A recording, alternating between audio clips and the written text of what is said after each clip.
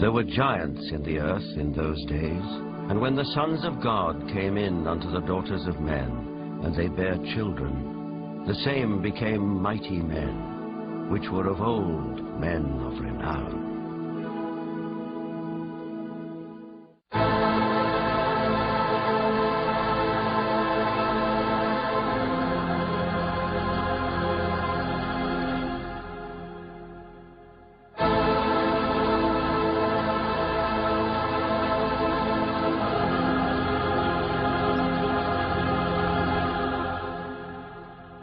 The Maya and Incas of South America believed a race of giants existed on Earth before the Great Flood.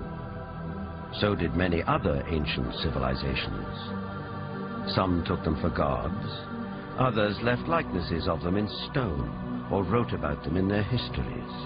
The Greeks and Romans told of blood falling from heaven and landing in the lap of the earth goddess Gaia, who gave birth to the Titans, a race of fearsome giants.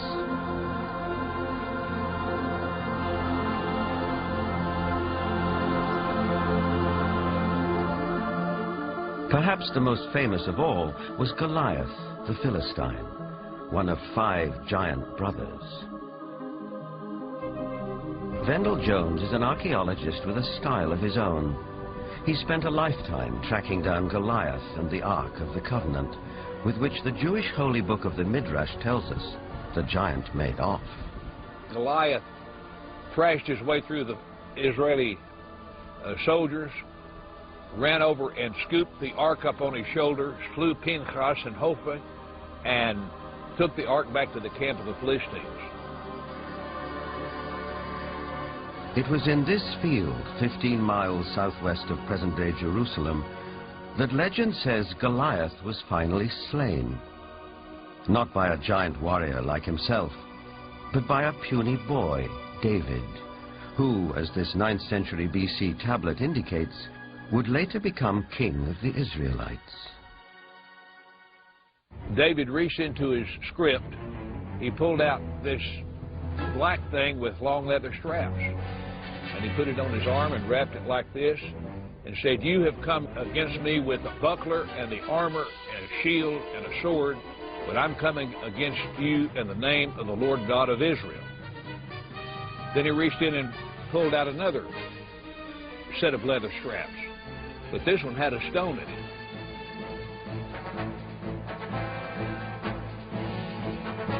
And like this, the shepherd boy cracked Goliath, stunned him. He didn't kill him. Goliath fell on his hands and knees. David ran over and took the sword of Goliath, this enormous sword that had killed Hophni and Pinchas. And with Goliath's sword, he decapitated him. Just 2 miles from where the famous fight took place stands an 80-foot overgrown mound. This is believed to be Goliath's final resting place, though no one knows for sure because it's never been excavated.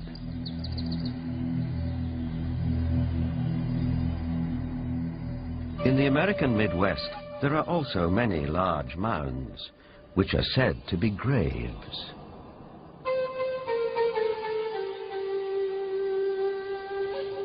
An author who has sold over 15 million books and written extensively on giants is Brad Steiger. Mass graves of giants were opened. Some of the men 8 feet tall, some of the women 7 feet tall, some records of men 10 feet tall, and extremely large skulls. And extraordinarily, some of these skulls had horns, some had extra rows of teeth, some had other what we would call anomalies, but they were extraordinarily large skulls and extraordinarily large people. A maverick archaeologist who has long been fascinated by legends of American giants is David Hatcher Childress. A number of mounds in the Midwest in America were excavated starting around 1850. And in many cases, they would find skeletons of people who were in excess of 7 feet tall. And in many cases, they had double rows of teeth as well as, in some cases, 6 fingers on each hand and 6 toes on each foot. The one that was found in Bridal Veil Falls, California by a group of miners, first they found this wall with very intricate hieroglyphics. They assumed that they were finding gold behind the wall. They broke it down and they found this woman holding a child covered with fur and a strange kind of dust. The same tall female mummified remains have been found in Texas. They have been found in Death Valley. They have been found in other parts of California. These old photographs and newspaper clippings are all that survive of these mysterious giants. Winner of the Newsmaker of the Year award, journalist Jim Mars has a special interest in speculative science. Archaeology at that time was in a heyday. There was everybody that had a shovel was out trying to find something. But what's interesting is that the finding of these giant mummified bodies and giant fossils and bones, really you can't pin to any particular location. They were finding them in Greece, they were finding them in Italy, they were finding them in the Middle East, they were finding them in America. And even if you write off a few of those as perhaps a hoax or a misinterpretation of something else, you're still left with a tremendous amount of evidence to show that there were these giant beings at some point walking the earth.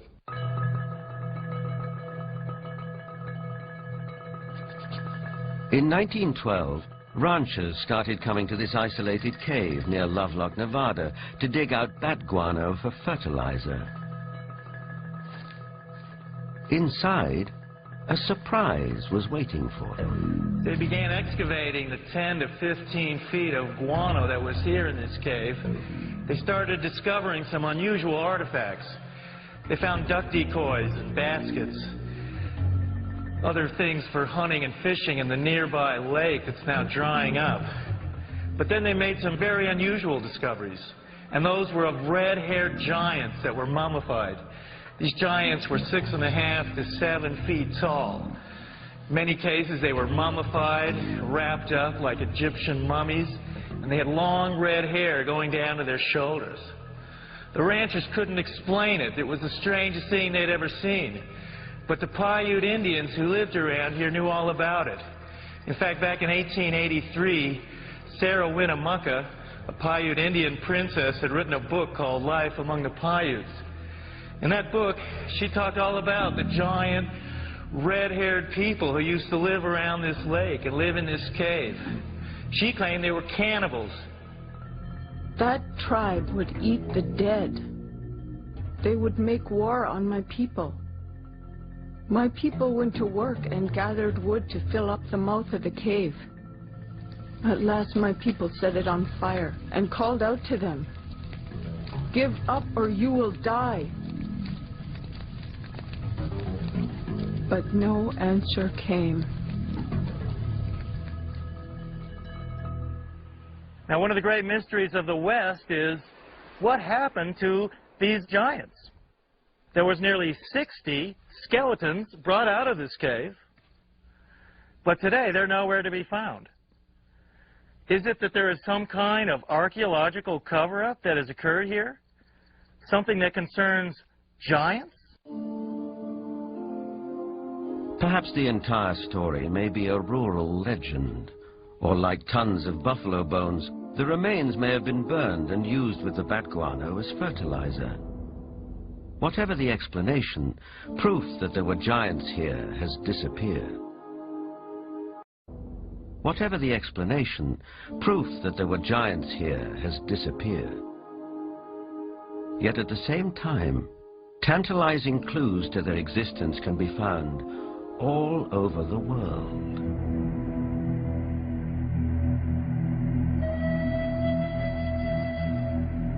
In South America, there are giant figures carved into rock so huge that at ground level it's hard to tell what they depict.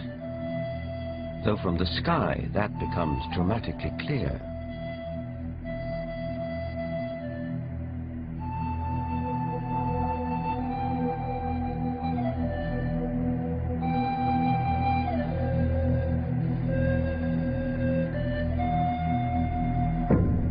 This one in Chile, known as Cerro Unitas, at over 300 feet high, is believed to be the largest representation of a human-like figure in the world.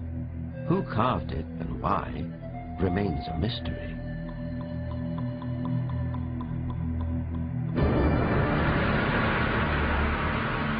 Half a world away, in the United Kingdom, other giant figures stare up into the sky. This one is known as Cerne Abbas near Shaftesbury. Cut into the chalky hillside, no one knows how long ago, it may represent the mythical hero Hercules. 160 miles away, the Long Man of Wilmington, 280 feet from head to toe. It emerges from the English hillside like a giant god from another era. Britain is crowded with such sites associated with giants. An authority on English folklore and the giants of Britain is Jennifer Westwood. In the beginning, in Britain, it was inhabited only by giants. And in those days, it was called Albion. And after the fall of Troy, a hero called Brutus came here with all his men and decided to conquer Albion. And so they battled for a bit with all these very savage giants. And they slew most of them. But there was one called Gog-Magog that they kept alive, 12 foot high. And he had a wrestling match with the Duke of Cornwall called Coronaeus. And first one got the upper hand, and then the other got the upper hand. And then Gog-Magog broke some of Coronaeus' ribs. And he got so enraged that he just picked up this 12-foot giant. And he ran to the coast, and he threw him over the cliff. And the giant was smashed on the stones below, and his blood stained the rocks red.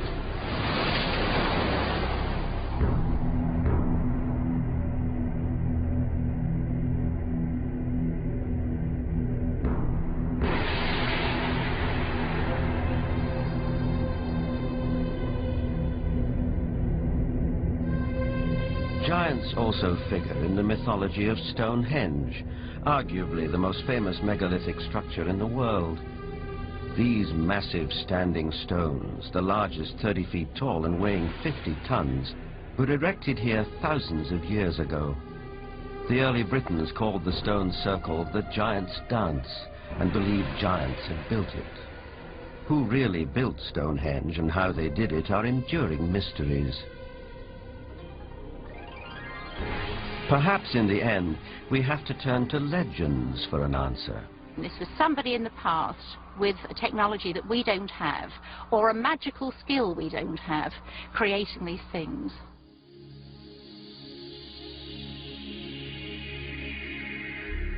The spiral-shaped Gilgal Rephaim is situated in the Golan Heights, 50 miles from Damascus.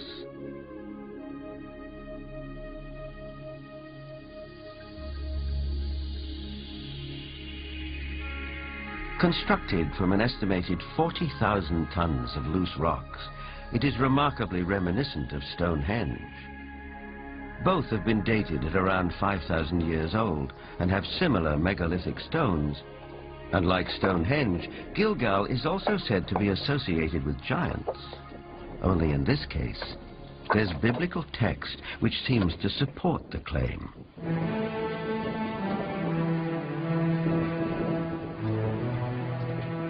Israeli archaeologist Daniel Herman is investigating the newly opened grave. This is a tomb of someone, obviously a very powerful man. Look at the size of the stone slabs used. This must have taken an enormous amount of time and effort to construct.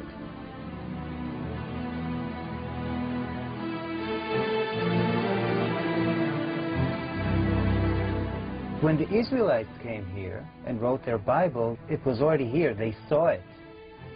So they have documented the identification of the site by saying that this region was ruled by Og, king of the Bashan. Og is described in the book of Deuteronomy as, and I quote, "For only Og, king of Bashan, remained of the remnant of the Rephaim." Rephaim is Hebrew word for giants.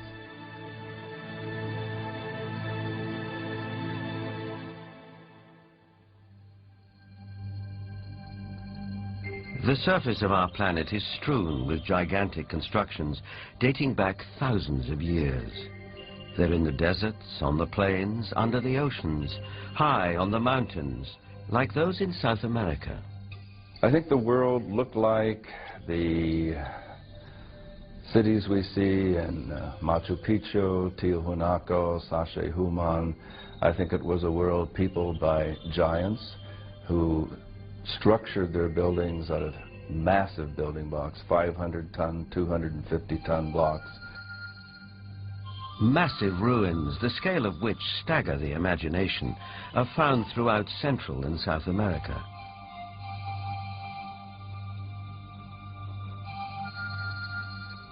Even a skeptic might be tempted to ask, who could have built these architectural wonders, if not a race of giants?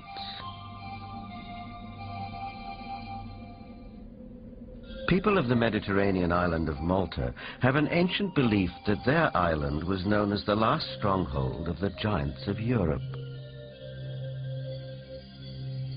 An explorer who has made a lifelong study of megalithic structures is the best-selling author of The Eyes of the Sphinx, Eric von Daniken. Malta has gigantic temples.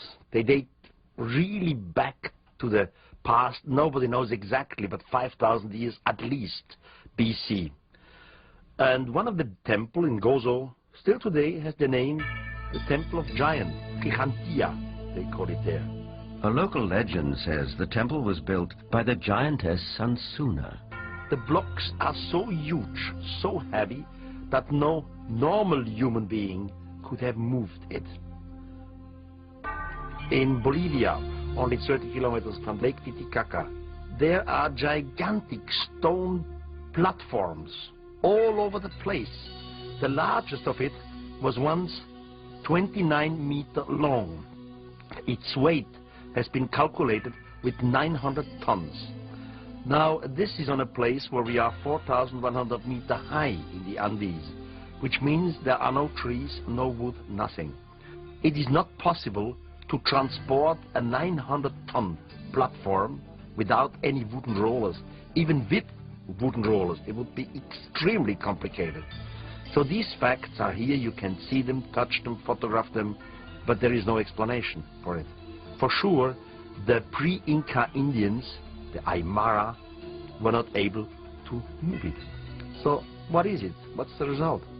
We don't know. On many places on Earth, we find structures which could be related or to ETs, to a technology which we do not understand, or to giants. ETs, giants, a secret technology? Believers take it in their stride. Here's the best-selling author of Architects of the Underworld, Bruce Rux. The architects are that race or those races who built all the megaliths in the old world, the pyramids, Stonehenge. They are the people who walked before us, the ones who inhabited this world before we did. We have called them gods. We've sometimes called them giants. They left their handiwork behind, and we have not been able to duplicate it. We've only reached the point now where we can really appreciate it.